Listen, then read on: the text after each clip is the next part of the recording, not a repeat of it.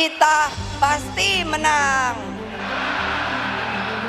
Kita pasti menang.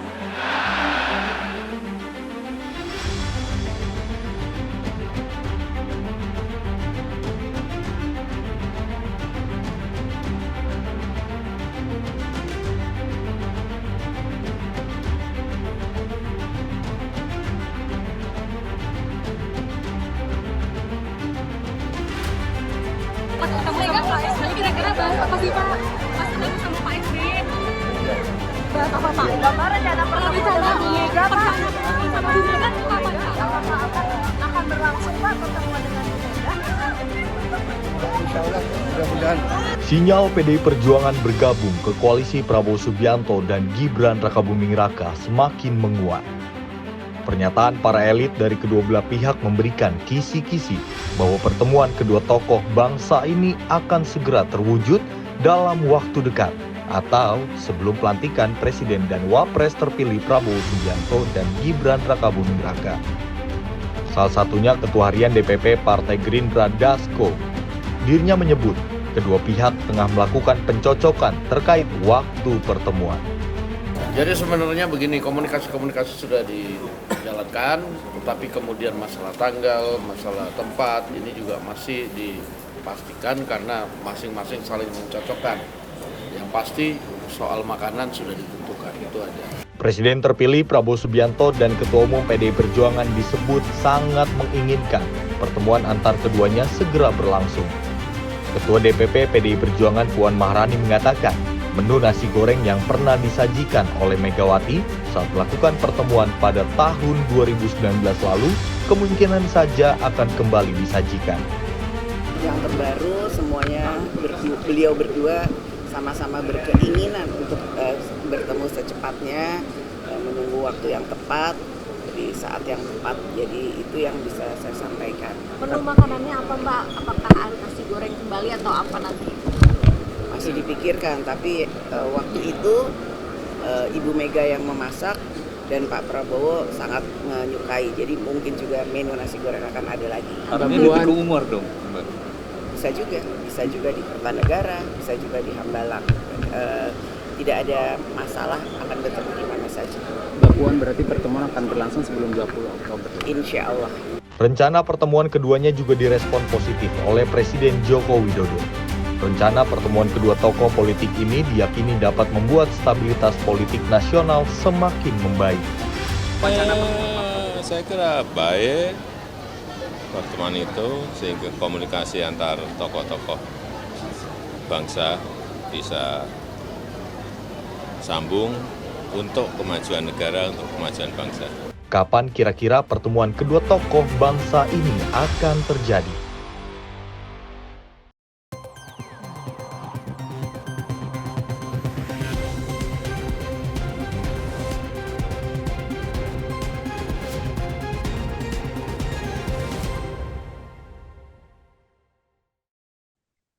Pemirsa, rencana pertemuan dua elit dari partai politik yang ada di Indonesia, ini ada Ketua Umum Partai Gerindra Prabowo Subianto dan juga Ketua Umum PDI Perjuangan Megawati Soekarnoputri.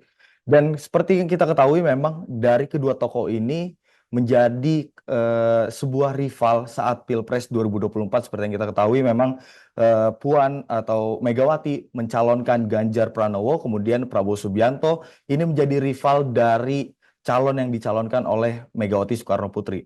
Seperti yang kita ketahui memang kalau dalam konstelasi politik Pilpres 2024 kemarin sudah cukup panas. Namun baru-baru ini bahkan bocorannya sebelum tanggal 10 atau bahkan sebelum pelantikan dari Presiden terpilih Prabowo Subianto, kedua tokoh yang berselisih atau yang menjadi rival dalam Pilpres beberapa waktu lalu ini rencananya akan bertemu. Lantas bagaimana ke depannya politik Indonesia ketika Prabowo Subianto dan Megawati Soekarnoputri ini bertemu?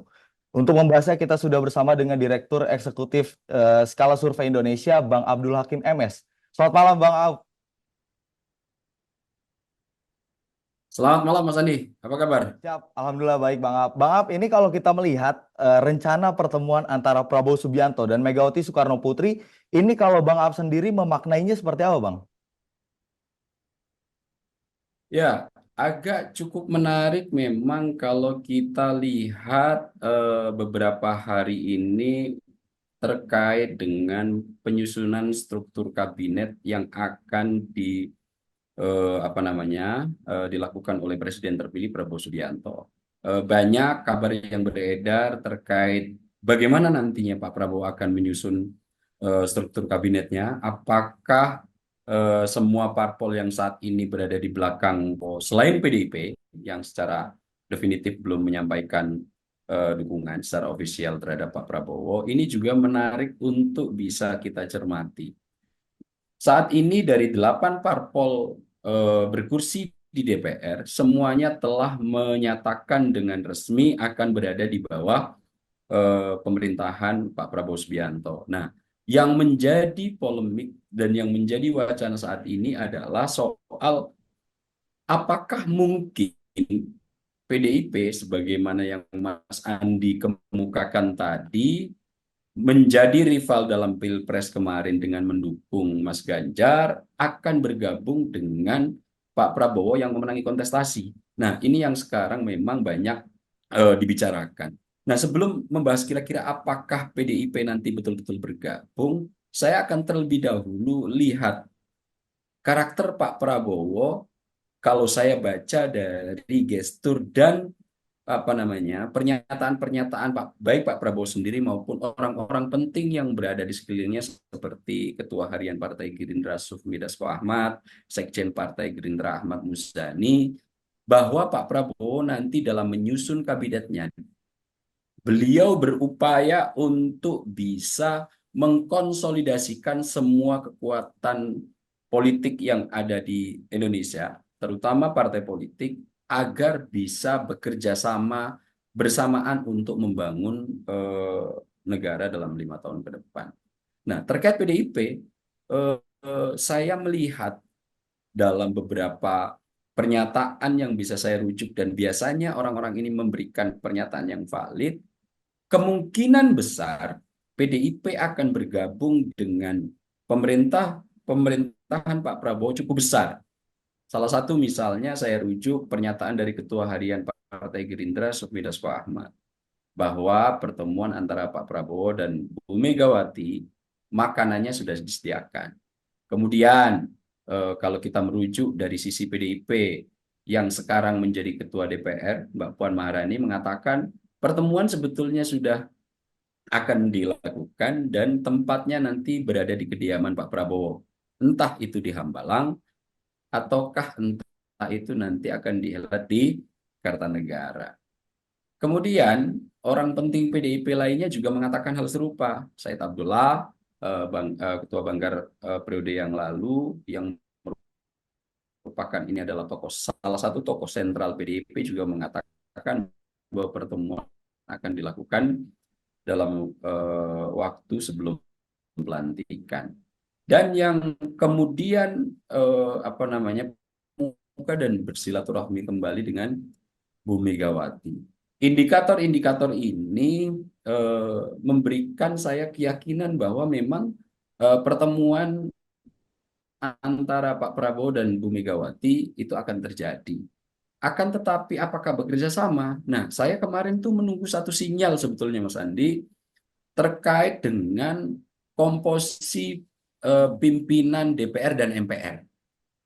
Saya begitu meyakini jika pimpinan DPR nantinya Mbak Puan tetap terpilih sebagai sosok yang berada di piramida paling atas pimpinan DPR yaitu ketua, maka besar kemungkinan sebetulnya sudah ada pembicaraan di dalam internal Partai Gerindra dan itu sudah mulai dilakukan.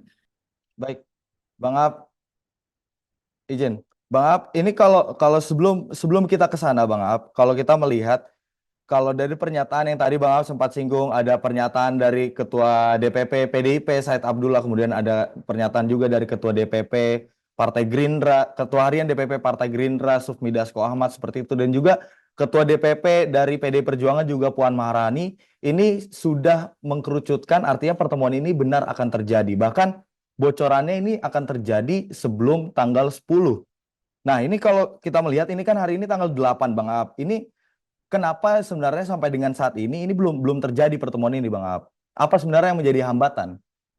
Nah, satu-satunya variabel sebetulnya tidak ada tantangan serius ya yang menjadi penghalang untuk Pak Prabowo bertemu dengan Bu Mega. Hubungan di antara beliau berdua, tokoh bangsa ini cukup baik. Kemudian hubungan di antara Partai Gerindra dan Partai Demokrasi Indonesia Perjuangan ini cukup baik, diwakili oleh Mbak Puan dan Ketua Harian Partai Gerindra Supriya Ahmad. Jadi sebetulnya kalau saya melihat tidak ada kendala memadai. Satu-satunya jika memang itu bisa dikatakan sebagai kendala adalah posisi Pak Jokowi, begitu. Saya sempat mendengar kabar bahwa Istana ada sedikit keberatan terhadap nama-nama tokoh yang banyak santer beredar akan menjadi apa namanya, akan menjadi beberapa struktur di kabinet Prabowo Gibran. Ada kencang kabar bahwa Pak Jokowi sempat menolak dalam tanda kutip nama-nama ini untuk bisa disodorkan PDIP dalam rangka membangun Indonesia 5 tahun ke depan. Akan tetapi mungkin ini yang membuat dinamika dalam penyusunan kabinet menjadi agak sedikit apa namanya rumit gitu ya. Akan tetapi kalau saya melihat dengan hubungan baik Pak Prabowo dan Bu Mega, hubungan baik antara Ketua Harian Partai Gerindra dan Ketua DPR yang merupakan salah satu tokoh sentral PDIP, pertemuan ini sepertinya akan bisa segera dieksekusi meskipun tidak sebelum tanggal 10, tapi minimal nanti sebelum tanggal 20 itu pertemuan ini digelar. Karena pertemuan itu saya meyakini menjadi indikator utama bergabungnya PDIP terhadap apa namanya pemerintahan Pak Prabowo Gibran Sandi. Terlebih dahulu, kalau saya ingin bertanya, ini sebenarnya seberapa penting peran PDIP? Karena kan kalau kita melihat ini ada upaya dari Prabowo Subianto untuk mengajak PDI Perjuangan ini bergabung. Padahal seperti yang kita ketahui, yang kita bahas di awal, ini merupakan rivalitasnya di Pilpres, Bang Ab. Ini kira-kira apa sebenarnya yang menjadi daya tarik dari PDI Perjuangan untuk bergabung? Padahal kalau kita berbicara soal koalisi Pak Prabowo ini dan Mas Gibran sudah cukup kuat seperti itu, apalagi di parlemen. Lantas bagaimana PDIP ini menjadi sangat penting untuk koalisi dari Prabowo Subianto? Ya, saya melihat memang ada titik temu kepentingan antara PDIP untuk bergabung dengan pemerintahan dan juga kepentingan Pak Prabowo. Di sisi PDIP, manfaat yang akan diperoleh memang kalau semua orang tahu, kita semua juga memahami bahwa PDIP merupakan parpol yang memiliki genetikal dengan DNA oposisi yang cukup kuat. Kita tahu PDIP ini adalah simbol perlawanan utama ketika pemerintahan Orde Baru. Kemudian juga itu masih dilanjutkan beberapa kali di era reformasi. Namun saya melihat PDIP yang sudah memiliki pengalaman untuk bisa meregulasi apa namanya kepentingan negara dengan posisi berada di dalam kekuasaan itu sekarang menjadi salah satu pertimbangan erat yang bisa melingkungi PDIP. Pengalaman 10 tahun berada di dalam pemerintahan sedikit memberikan pembanding kalkulasi dalam mengambil keputusan posisi politik PDIP. Memang secara DNA PDIP adalah parpol yang tidak begitu tidak begitu asing dengan oposisi karena itu yang telah dilakukan dan itu adalah cikal bakal dari PDIP. Akan tetapi saya melihat pengalaman 10 tahun bisa berkontribusi membangun negara di dalam ruang lingkup kekuasaan itu menjadi pembanding di dalam PDIP untuk mengambil keputusan terkait posisi politik. Tentu PDIP bisa membandingkan bagaimana situasi ketika berada di luar pemerintahan atau menjadi oposisi dan bagaimana posisi ketika PDIP berada di dalam pemerintahan untuk berkontribusi di dalam pembangunan negara. Tentu hal ini akan menjadi kalkulasi serius bagi PDIP dan ketika kemudian Puan Maharani masih tetap terpilih menjadi ketua DPR, saya menilai hal ini menjadi indikator utama sudah ada pembicaraan bahwa PDIP sepertinya lebih nyaman untuk melanjutkan pembangunan negara ini dalam pemerintahan. Mbak Puan, yang begitu lembut untuk bisa terpilih menjadi pimpinan DPR dalam konteks politik, tentu ini tidak terjadi secara tiba-tiba. Yang menjadi catatan penting, Mas Andi, kita tahu bahwa saat ini 8 parpol berkursi di DPR, 7 diantaranya sudah berada di belakang Pak Prabowo. Seandainya 7 parpol ini kemudian akan melakukan manuver untuk pengisian pimpinan di DPR dan alat kelengkapan DPR, tentu ini bisa mengulang sejarah proses pengisian DPR tahun 2014. Ketika itu Koalisi Indonesia Merah Putih melawan Koalisi Indonesia Hebat. Yang terpilih presidennya adalah dari Koalisi Indonesia Hebat, yaitu Pak Jokowi. Akan tetapi ketika jumlah parpol yang mendukung Pak Prabowo ketika itu mayoritas berada di DPR, mereka bisa melakukan manuver politik untuk mengambil posisi pimpinan DPR. Waktu itu pengisian proses pimpinan DPR dipilih secara paket, dan akhirnya PDIP Perjuangan yang 2014 itu menjadi pemenang tidak bisa menjadi pimpinan DPR. Nah, kalau kita lihat pengisian pimpinan DPR kemarin, Mas Andi, itu proses terjadinya mulus, tidak ada manuver, meskipun terdiri dari 7 parpol dari 8 parpol yang ada di parlemen. Baik, Bang Dan Ab, ini ini saya kalau yakin. kalau kita melihat 7 parpol yang Bang Ab tadi sampaikan sudah bergabung di koalisi Prabowo Gibran, kemudian hanya menyisakan PDI Perjuangan. Namun menarik, nanti kita akan membahas lebih lanjut lagi terkait dengan bagaimana pemilihan ketua DPR ini bisa dikaitkan dengan pertemuan Prabowo Subianto dan Megawati Soekarno Putri. Bang Ab, tahan sejenak dulu, pemirsa, usai jeda kita akan lanjutkan kembali perbincangannya.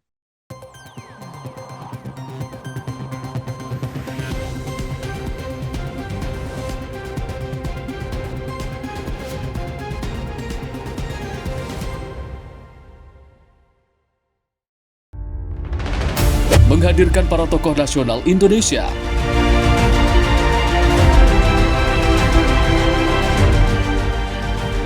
Mengulas ragam fakta dan isu terbaru secara mendalam. Pusat data nasional loh.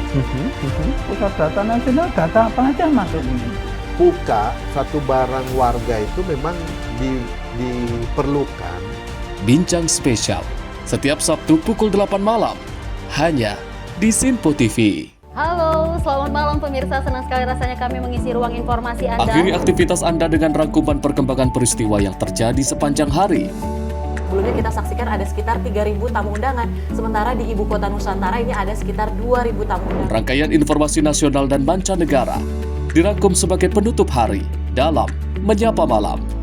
Setiap Senin hingga Jumat pukul 8 malam, hanya di Sinpo TV.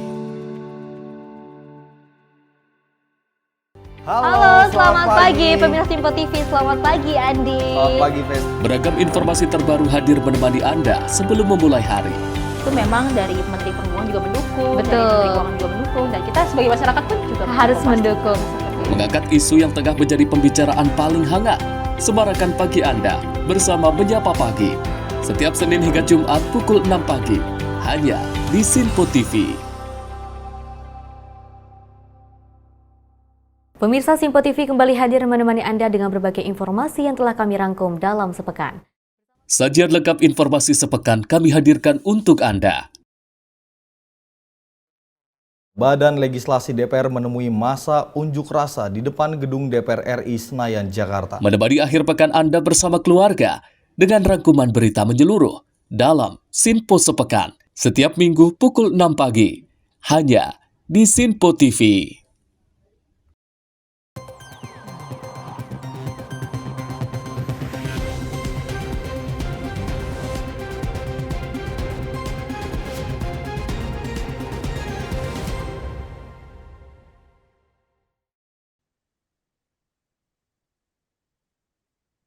Pemirsa, terima kasih masih di sorotan utama Sinpo TV. Ini kita melanjutkan lagi dengan narasumber kita, Direktur Eksekutif Skala Survei Indonesia, ada Bang Abdul Hakim MS. Bang Ab, tadi sebelum kita terpotong jeda, tadi Bang Ab sempat menyinggung bahwa Ini bisa dilihat dari pemilihan Ketua DPR Puan Maharani yang begitu mulus, kemudian juga dari Ketua MPR Ahmad Muzani ini dari Partai Gerindra terpilih seperti itu. Ini apa kaitannya dengan pertemuan antara Prabowo Subianto dan Megawati Soekarno Putri, Bang Aap, di parlemen ini khususnya?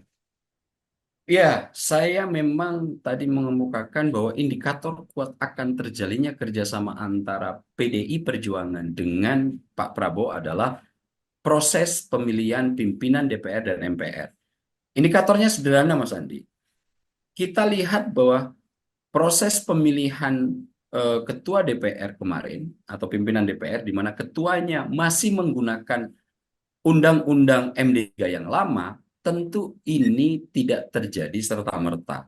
Saya yakin sudah ada pembicaraan di antara beberapa tokoh politik penting, di mana 7 parpol di antaranya sudah berada di belakang Pak Prabowo, tinggal PDIP. Tentunya seandainya tidak ada pembicaraan terlebih dahulu, proses pengisian pimpinan DPR tidak bisa selembut yang kemarin terjadi, Mas Andi.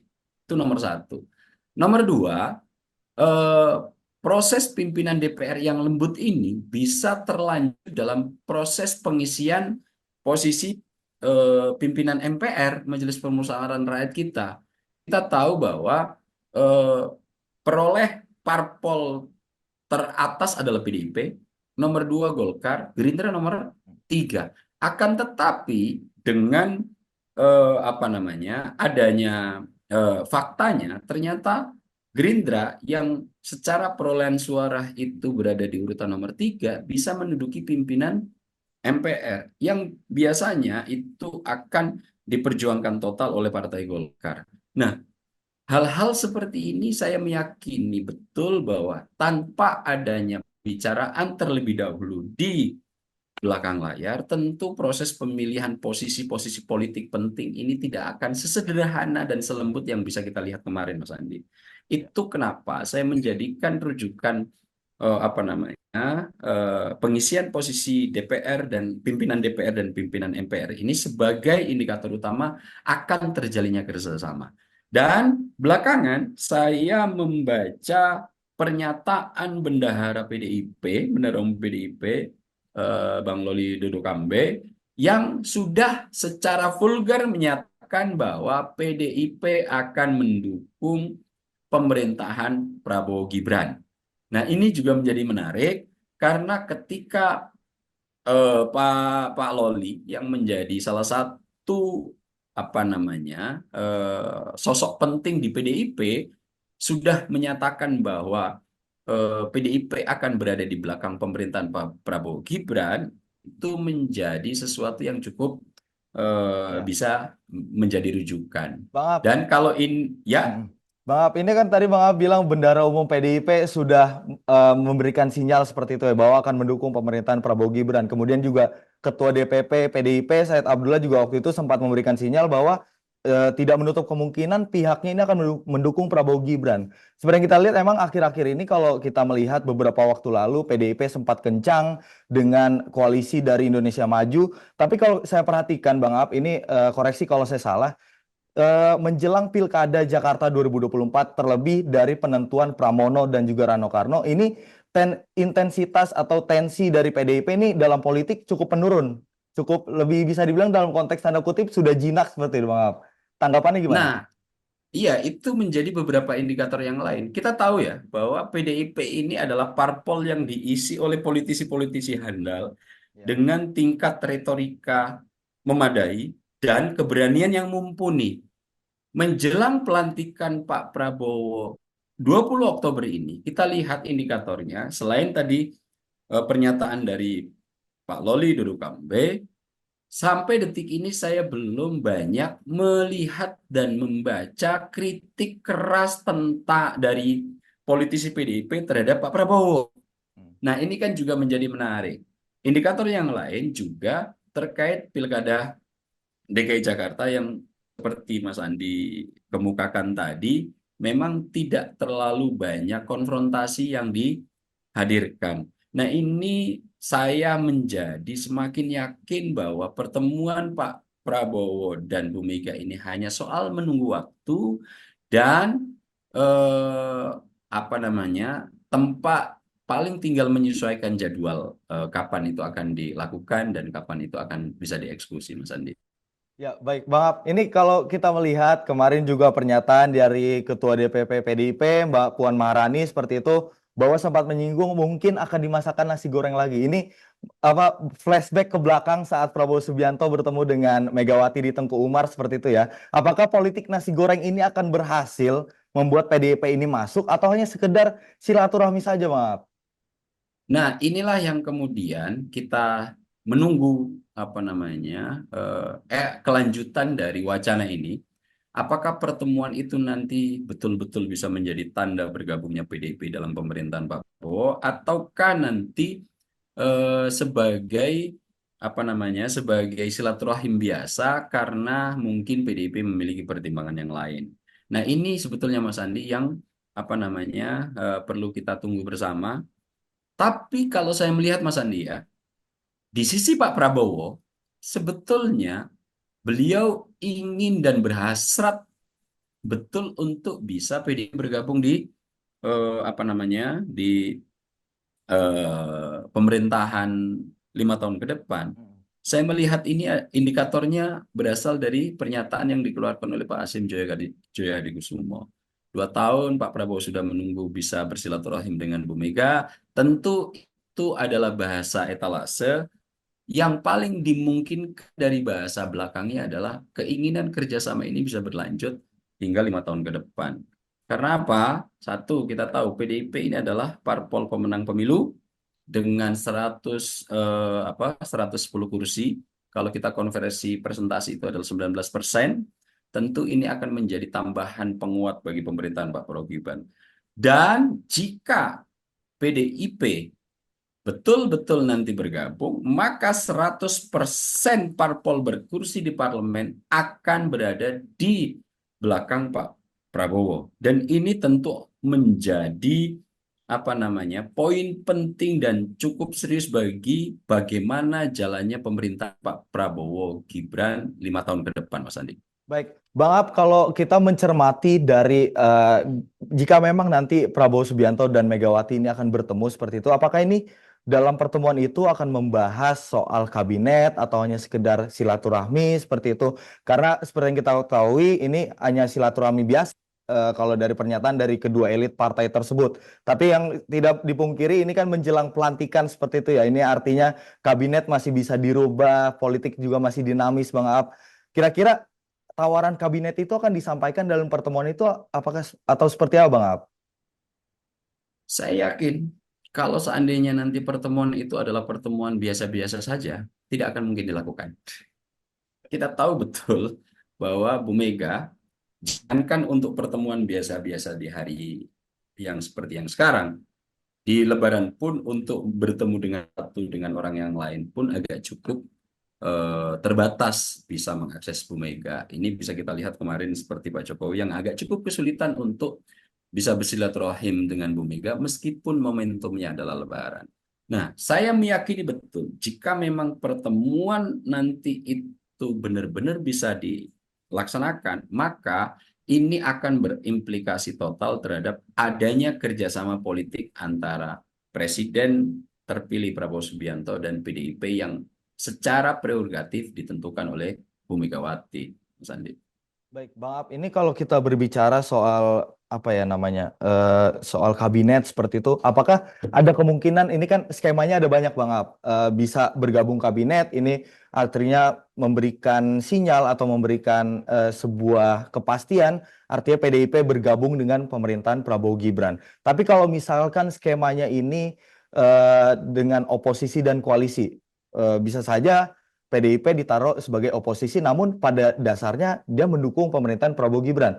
Mekanisme seperti itu bisa saja terjadi atau tidak, Bang Ab? Kalau dalam sistem presidensial, saya ingin mengutip pernyataan menguatnya kerjasama. Bu Mega yang diwakili oleh Bang Loli Dodo Kambe menyatakan bahwa dalam sistem presidensial tidak ada sistem oposisi. Itu pernyataannya Pak Loli.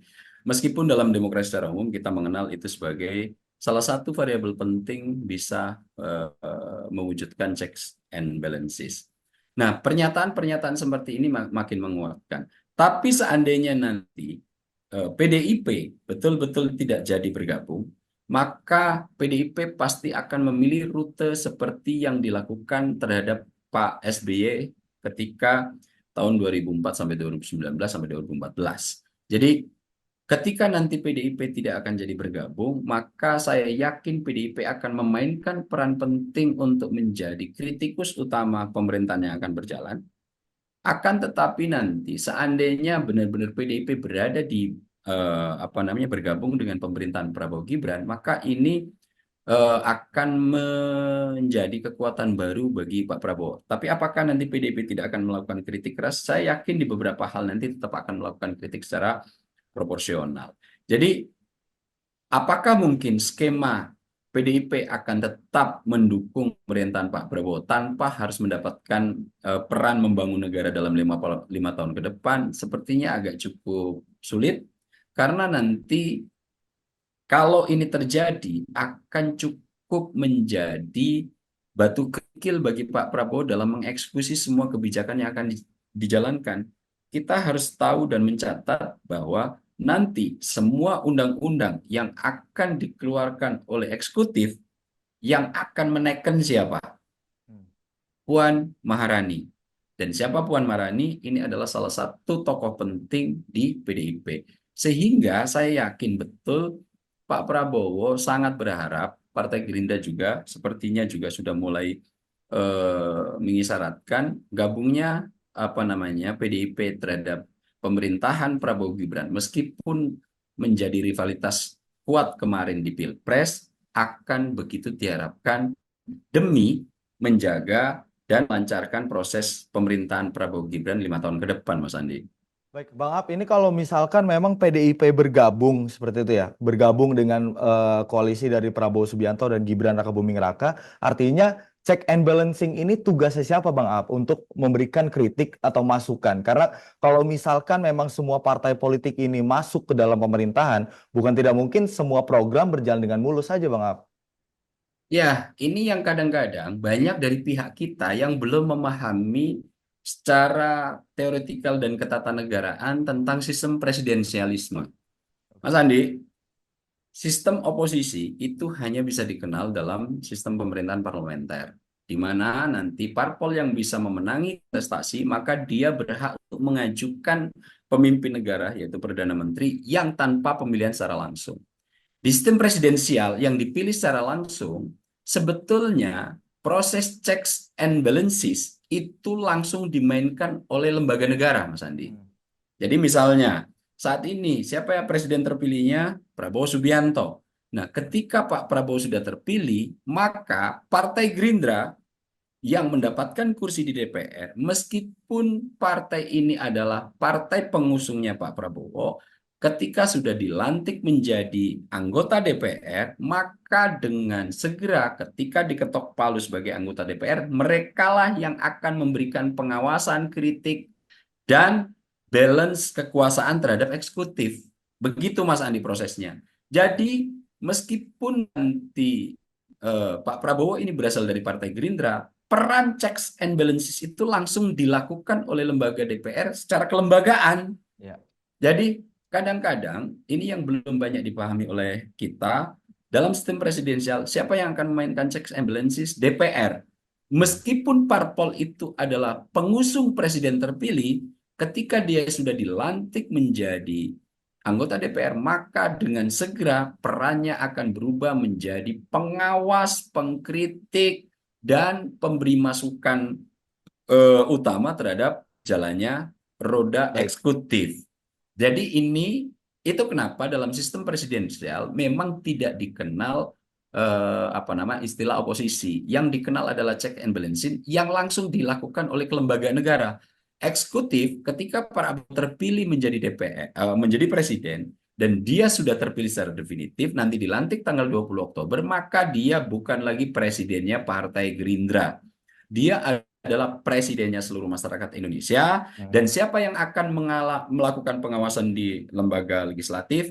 8 parpol berkursi di DPR RI inilah sebagai sosok-sosok yang harus memberikan balance, memberikan keseimbangan terhadap kekuasaan yang dimiliki oleh eksekutif. Begitu cara Baik, kerjanya Mas Andi dalam baik sistem Bang Ab. presidensial. Ini kalau kita membahas soal rencana pertemuan Prabowo Subianto dan Gibran Rakabuming Raka, pasti akan ada pembahasan soal bagaimana posisi Presiden Jokowi dalam rencana pertemuan ini. Namun kita akan membahasnya pemirsa usai jeda terlebih dahulu, tetaplah bersama kami.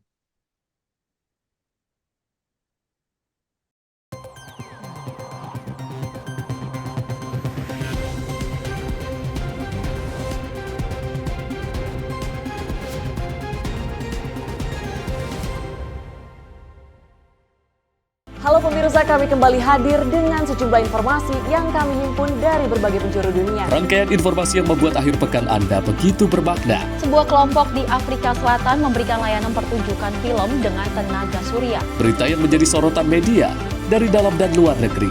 Kami hadirkan untuk menemani pekan Anda dalam Sinpo Dunia Sepekan, Sabtu dan Minggu pukul 9 pagi.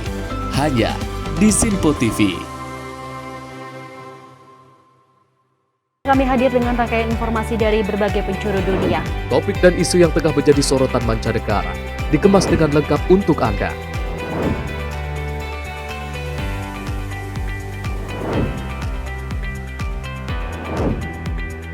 Peristiwa penting yang terjadi dari berbagai belahan dunia ini hadir dalam Sinpo Dunia setiap Senin hingga Jumat pukul 7:30 malam hanya di Sinpo TV.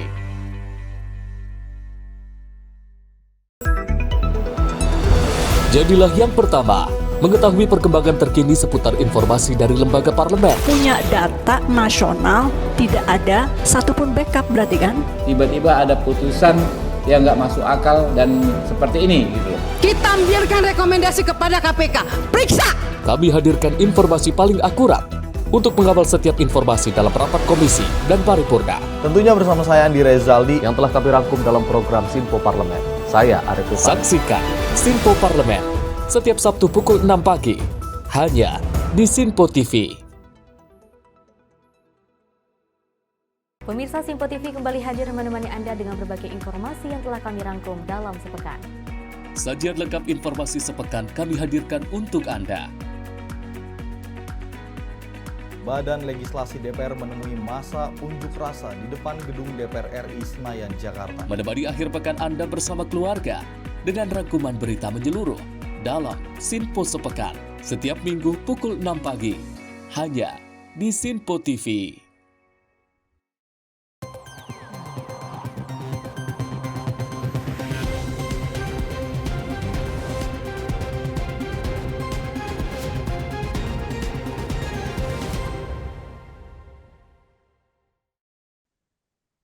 Terima kasih pemirsa, masih di sorotan utama. Rencana pertemuan Prabowo Subianto dan Megawati Soekarno Putri ini tidak terlepas dari peran Presiden Joko Widodo.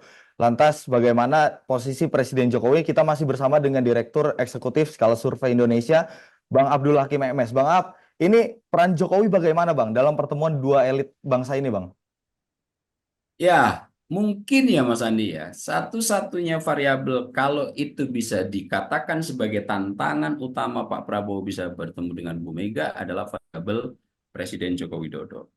Kita tahu bahwa Pak Jokowi belakangan ketika sudah harus tidak berada di barisan Ganjar Pranowo, berpolemik dengan Bu Mega yang hubungan ini bersitegang sampai tidak dapat aksesnya Presiden Jokowi dalam fase Lebaran untuk bisa bertemu dengan Bu Mega. Nah, fase ketegangan antara Pak Jokowi dan Bu Mega ini juga saya dengar berimplikasi terhadap penyusunan kabinet atau bergabungnya PDIP untuk bisa bekerja sama dengan Pak Prabowo. Jadi agak cukup unik, tapi saya menilai malah nanti ini menjadi variabel penting bagi PDIP untuk bisa bergabung dengan Pak Prabowo. Kenapa?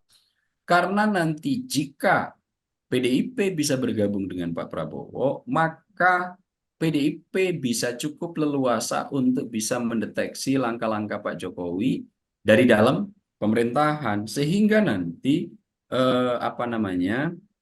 situasi yang akan melingkupi PDIP agak lebih mapan, lebih lega gitu ketika berada di dalam pemerintahan Pak Prabowo. Meskipun mungkin Pak Prabowo juga cukup dilematis. Saat ini yang informasi banyak beredar bahwa Pak Jokowi sedikit tidak berkenan dengan nama-nama nama-nama dari PDIP yang akan disorong masuk ke kabinet. Ini juga menjadi mungkin bagi Pak Prabowo agak sedikit dilematis. Akan tetapi ya, saya melihat tentu Pak Prabowo akan memikirkan persoalan yang jauh lebih besar. Kita tahu Mas Andi, tantangan utama Pak Prabowo ketika dilantik pada 20 Oktober nanti itu relatif lebih besar. Bayangkan Mas Andi ya, struktur APBN kita seperti yang dikemukakan oleh Pak Juwandono, hampir 3.300 triliun. Dalam 1 tahun, 1.000 triliun untuk bayar utang. 1.000 triliun untuk ditransfer ke daerah. Praktis cuma tinggal 1,3 triliun. Agak cukup besar tantangannya yang akan dihadapi Pak Prabowo untuk mengelola APBN yang cukup ketat dan cukup mepet ini. Tentu dengan kondisi ini, dengan bergabungnya PDIP, maka nanti stabilitas politik akan bisa tercipta. Dan ini tentu Pak Prabowo akan cukup berkepentingan agar tidak terlalu banyak keriuhan di sektor politik, sehingga semua program dengan anggaran yang sangat terbatas ini benar-benar bisa dieksekusi dan diplotting sesuai dengan porsinya masing-masing. Saya yakin Pak Prabowo akan tetap berpegang pada janji-janji kampanye itu untuk bisa direalisasikan, seperti makan bergizi gratis. Kemudian saat ini kita tahu bahwa DPR sedang melakukan pimpinan DPR sedang melakukan rapat dengar pendapat dengan aspirasi para hakim, yang itu juga salah satu menjadi janji Pak Prabowo untuk memberikan kesejahteraan terhadap kehidupan para hakim, jaksa, polisi, dan yang saat ini didengarkan DPR. Tentu dengan situasi ini, Pak Prabowo betul-betul akan membutuhkan sektor kekuatan politik yang sangat mumpuni, yaitu PDIP. Tentu dengan hadirnya PDIP, ini nanti akan mempermudah untuk kelancaran proses Pak Prabowo 5 tahun ke depan. Baik Bang Ab, ini kan kalau kita melihat ini kan soal pertemuan antara Prabowo Subianto dan Megawati Soekarno Putri, tadi yang Bang Ab bilang ini bisa menjadi sebuah dilema bagi Prabowo Subianto, karena seperti yang kita ketahui hubungan Jokowi dengan Megawati atau Jokowi dengan PDI Perjuangan secara garis luasnya ini kan tidak baik-baik saja pasca Pilpres 2024 Bang Ab. Lantas kalau kita bisa mencermati, sebenarnya Prabowo ini harus memilih yang mana Bang Ab? Positif kepada PDIP atau positif kepada Jokowi? Dan impact-nya ini kalau memilih salah satu bagaimana? Atau bahkan ada kemungkinan nggak dari Pak Prabowo ini sebagai sentral untuk menggabungkan antara PDIP dengan Jokowi? Nah, inilah yang kemudian saya kira-kira merabah ya, dan mencoba untuk berada di Pak Prabowo sebagai Pak Prabowo misalnya. Ada beberapa variabel yang mungkin akan dijadikan rujukan Pak Prabowo atau saya misalnya, kalau dalam posisi Pak Prabowo, untuk mengambil keputusan dilematis di antara dua posisi ini. Apakah nanti akan bekerja sama dengan PDIP ataukah nanti tetap mewadahi harapan-harapan Pak Jokowi. Tapi kalau saya melihat Mas Andi ya, bahwa PDIP yang memiliki kekuatan politik di parlemen secara sahih, 110 kursi, 19% dari 8 parpol berkursi DPR yang ada, tentu ini akan menjadi variabel pertimbangan penting. Kekuatan politik PDIP di DPR ini akan terus ada sampai Pileg dan Pilpres 2029. Tentu ini akan menjadi variabel penting pertimbangan Pak Prabowo bahwa keberadaan PDIP sangat dibutuhkan untuk bisa menjadi pendorong mesin pendorong untuk memperlancar pemerintahan Pak Prabowo. Pak Jokowi saat ini praktis setelah nanti tanggal 20 Oktober secara kekuatan politik mungkin hanya cuma punya PSI. PSI pada saat ini pun juga situasinya tidak begitu baik-baik amat secara citra. Kemudian yang kabarnya Pak Jokowi juga bisa dalam tanda kutip menguasai Partai Golkar, saya melihat tidak sepenuhnya juga Pak Jokowi ini bisa kuat kekeh di pucuk pengambilan keputusan tertinggi Partai Golkar. Nah, kalau saya ada dalam situasi ini, tentu pilihan terbaik saya demi kebaikan bangsa dan negara, maka PDIP akan diajak bergabung dalam pemerintahan Pak Prabowo Gibran. Itu variabel yang menjadikan saya berkeyakinan bahwa Pak Prabowo tidak akan begitu rumit untuk mengambil keputusan di antara dua dilema ini. Hanya mungkin sebagai sebagai kompromi Pak Prabowo nanti, pasti orang-orang penting Pak Jokowi, beberapa di antaranya yang sudah kita dengar beredar di media dan diskursus elit kita terkait nama-nama yang akan masuk kabinet, sepertinya tetap akan diwadahi. Itu angka terbaik kompromi yang akan dilakukan oleh Pak Prabowo. Tapi apakah kemudian variabel Pak Jokowi menjadi pertimbangan serius untuk tidak menerima PDIP untuk bergabung di pemerintahan Prabowo Gibran? Saya cukup meyakini bahwa itu sepertinya tidak akan menjadi pilihan utama Pak Prabowo. Pak Prabowo saya yakin dengan kekuatan politik PDIP, 110 kursi DPR, kemudian PDIP ini adalah diisi politisi-politisi handal dengan kemampuan retorika mumpuni dan keberanian di atas rata-rata, tentu akan menjadi tambahan energi sangat positif bagi pemerintahan Pak Prabowo 5 tahun ke depan, Mas Andi. Baik, Bang Ab, ini kalau kita mencermati, kalau tadi posisi Jokowi seperti itu ya, terus kemudian kan di akhir-akhir ini kan juga muncul isu bahwa Puan Maharani ini menjadi pengganti dari Gibran Rakabuming Raka, Bang Ab. Ini kalau ini sebenarnya bisa diartikan gak sih kalau misalkan isu ini berkembang di tengah isu dari rencana pertemuan Prabowo Subianto dan Megawati Soekarno Putri ini akan bertemu, Bang Ab?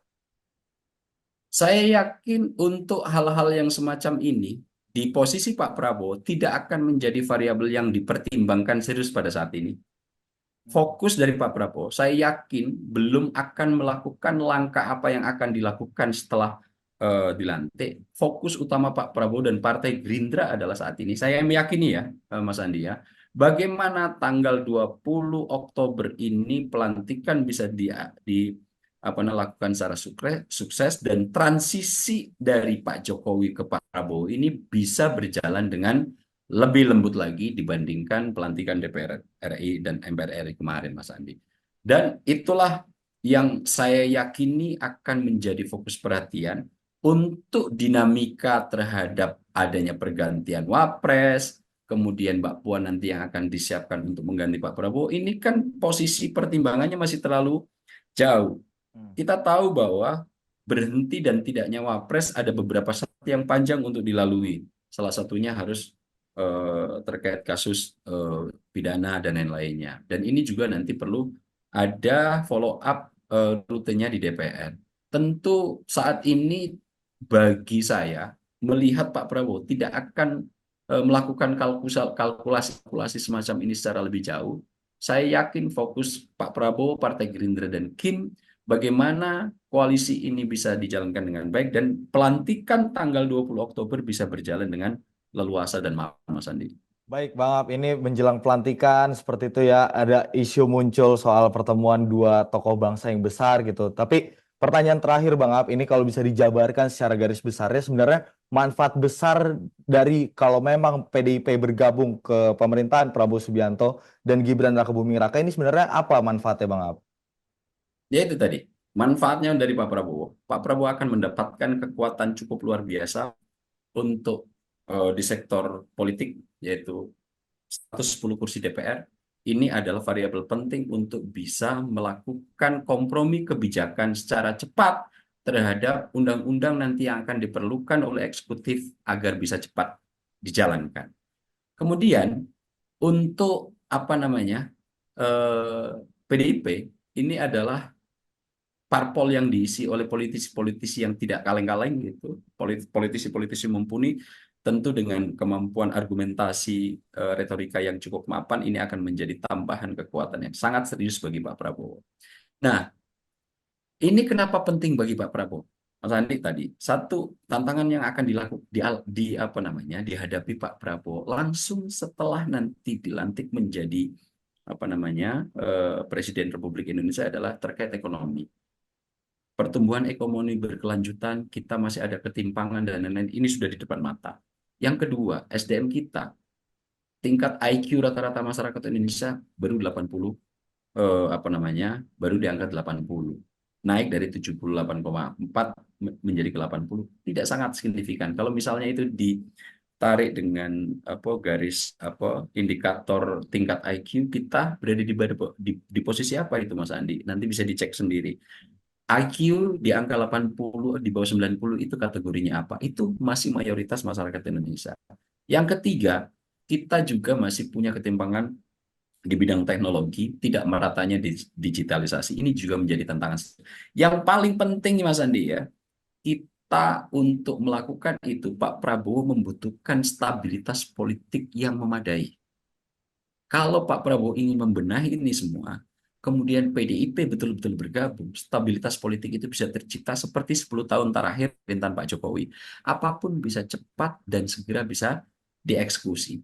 Yang lebih penting lagi Mas Andi, saat ini kita sedang mengalami ancaman perang global. Sekarang perang ada di mana-mana dan yang paling dekat nanti yang akan berimplikasi total terhadap Indonesia adalah konflik Laut Cina Selatan. Ini tinggal menunggu waktu eskalasi konflik yang ada di Timur Tengah untuk segera bisa bergeser ke Asia dan Asia Tenggara. Tentu ini membutuhkan pengelolaan serius dari Pak Prabowo agar kita tidak menjadi pemain pinggiran dalam konteks geopolitik Asia Pasifik. Nah, ini juga akan menjadi tantangan serius Pak Prabowo. Dan jika PDIP nanti bergabung, maka Pak Prabowo tidak begitu dilingkupi oleh kericuhan di sektor politik. Ini tentu akan satu bagi Pak Prabowo, kalau PDIP nanti bergabung, 8 kursi nanti akan 8 parpol akan di belakang di Pak Prabowo, kemudahan untuk melakukan pembentukan struktur kabinet tidak akan menimbulkan kegaduhan yang memadai. Yang kedua, nanti Pak Prabowo agak cukup sederhana untuk bisa mencari kompromi kebijakan yang akan dieksekusi. Dan ini sangat penting bagi setiap negara untuk bisa segera mempercepat pembangunan ekonominya agar bisa melesat dari posisi awal menjadi posisi tujuan berikutnya. Yang ketiga, yang ini terjadi selama 10 tahun terakhir Mas Andi, sebelum Pak Prabowo gabung dengan Presiden, akan bisa meminimalisasi dikotomi polarisasi masyarakat yang terbelah. Kalau kemarin ketika Pak Prabowo masih konfrontasi total dengan Pak Jokowi, kemudian Pak Prabowo belum bergabung, polarisasi itu sampai tingkat akar yang paling bawah. Bahkan mungkin Mas Andi sering dengar cerita bahwa terjadi perceraian di antara suami dan istri gara-gara beda dukungan terhadap Pak Jokowi dengan Pak Prabowo ketika itu. Sampai sedasar itu polarisasinya.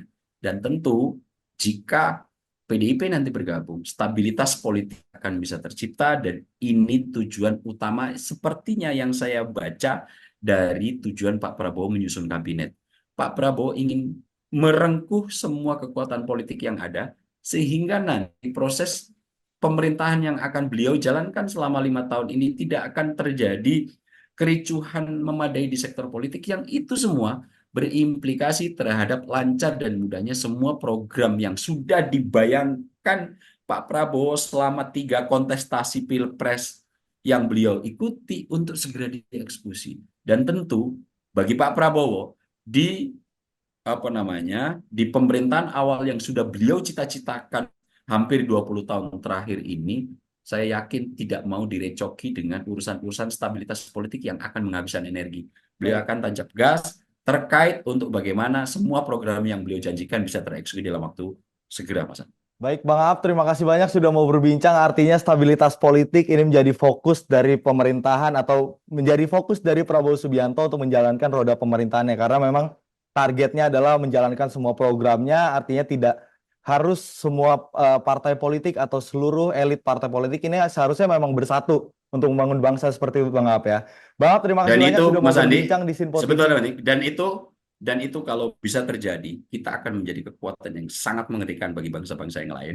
Oke, siap. Bang Hap, terima kasih banyak sudah mau berbincang di sorotan utama. Kita nanti Terima akan kasih, berbincang Mas lagi Adi. di lain waktu. Seperti itu Bang Hap ya. Pemirsa, Baik. rencana pertemuan dari Prabowo Subianto dan Megawati Soekarno Putri ini ada kaitannya dengan politik nasi goreng. Seperti beberapa waktu lalu, beberapa tahun lalu yang silam, ini adalah politik nasi goreng ini berhasil membuat kedua tokoh ini bertemu dan berdamai seperti itu. Lantas kita akan menunggu ke depannya apakah ini sebelum 20 November ini benar terjadi atau bahkan sesudah. Tapi pada intinya pertemuan kedua tokoh ini kita harapkan menjadi contoh bagi seluruh pihak untuk berdamai walaupun kontestasi sudah berakhir. Pemirsa, saya Andi Rezaldi, sorotan utama malam ini berakhir. Sampai jumpa.